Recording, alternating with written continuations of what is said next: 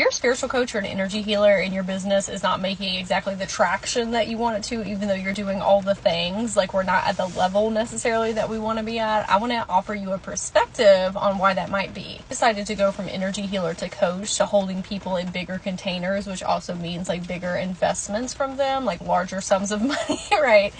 I would listen to all these coaches and they were using a lot of manipulation tactics. And from somebody who studied psychology in my bachelor's, like I can pick up on those things pretty easily, and it is a lot of it that is out there, and that's not representative of everybody. There's a lot of beautiful healers, coaches, what have you.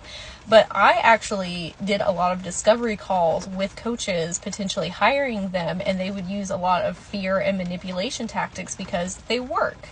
They would say, if you don't do this, then you are not going to be successful. Some of the things that they were saying were true. Like I needed to kick my butt in gear for a lot of things to get a successful business up and running. But the undertows of that was manipulation tactics, which is a little bit different. Like when I have conversations with people, like I'll point out like, hey, you really need to be doing blank, blank, blank, blank, blank. But the intention that I'm holding underneath is not to try and like fear monger somebody into investing with me. So I'm at a point in my journey where I don't convince people to work with me. Like if you like my vibe and you've been through all my free content or workshops and lives and all these things, like it's a decision that you're making with your soul and your higher self and your spirit team. Like we either vibe or we don't, and that's fine. I'm not the healer for everybody. I'm not the coach for everybody. I'm not going to sit here and try and like convince you, because convincing somebody like that, you're not already starting out on like a strong foundation, like out the gate. There's a difference in convincing and like explaining what you have to offer for people. I want to make that distinction. I used to get super frustrated in my business because I was like, all these other coaches are out here, having all these clients and making all this money.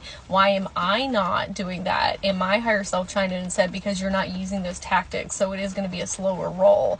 And you are doing that because eventually you're going to teach other energy healers how to be coaches without utilizing those manipulation tactics. And you have to have proof in the pudding. Like you have to be a coach that doesn't use those things in order to teach other people. So yeah, this is just a trial by fire that you're gonna have to go through. Ask yourself that as well. Like, are you an energy healer that wants to become a coach, but you're not utilizing those tactics?